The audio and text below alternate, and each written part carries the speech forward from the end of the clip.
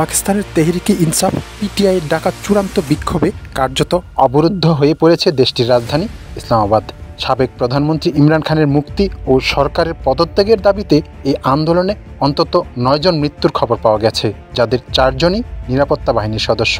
পরিস্থিতি নিয়ন্ত্রণে মোতায়েন করা হয়েছে সেনাবাহিনী।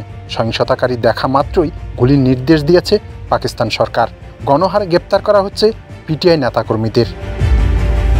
চলতি মাসের শুরুতে কারাগার থেকে সরকার বিরোধী আন্দোলনের ডাক দেন ইমরান খান, যাকে তিনি চূড়ান্ত ডাক বলে উল্লেখ করেছেন এবং ইসলামাবাদে ডি চকে সমাবেশ করার ঘোষণা দিয়েছেন।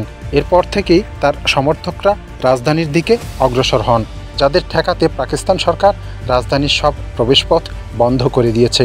বন্ধ করে দেওয়া হয়েছে ইন্টারনেট, জারি করা হয়েছে 144 ধারা, নিষিদ্ধ করা হয়েছে সব ধরনের সভা সমাবেশ ও জমায়েত। তবে সব বাধা উপেক্ষা করেই 26 নভেম্বর ইসলামাবাদের উপকণ্ঠে পৌঁছে যায় পিটিআই নেতাকর্মীদের গাড়িবহর। এ সময় আইন শৃঙ্খলা রক্ষাকারী বাহিনীর সঙ্গে দফায় দফায় সংঘর্ষে রণক্ষেত্রে পরিণত হয় রাজধানী ইসলামাবাদ। পরিস্থিতি নিয়ন্ত্রণে টিয়ার শেল, সাউন্ড গ্রেনেড ছড়ে আইন শৃঙ্খলা বাহিনী। মোতায়েন করা হয় সেনাবাহিনীকেও। গণহারে গ্রেপ্তার করা হয় পিটিআই নেতাকর্মীদের। সরকারের পক্ষ থেকে গুলির নির্দেশ দেওয়া হয়েছে দেখা মাত্র।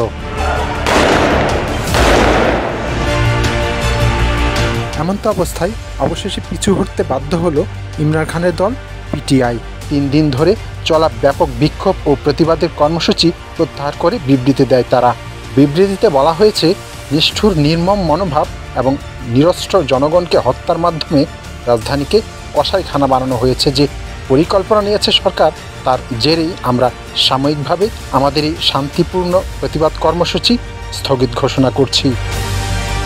এদিকে পাকিস্তানের স্বরাষ্ট্রমন্ত্রী মহসিন নকভি বলেছেন, পিটিআই লাশ চাই, সে সুযোগ দিবে না সরকার। তবে একবার রেড লাইন অতিক্রম করলে সরকার চরম পদক্ষেপ নেবে। 2022 সালে অনাস্থা ভোটে ক্ষমতাচ্যুত হওয়ার পর থেকেই ইমরান খান একাধিক মামলার মুখোমুখি হয়েছেন। তার বিরুদ্ধে সন্ত্রাসবাদ সহ 150টির বেশি মামলা রয়েছে। 2023 সালে মে মাসে গ্রেপ্তার হওয়ার পর থেকে তিনি কারাগারে রয়েছেন।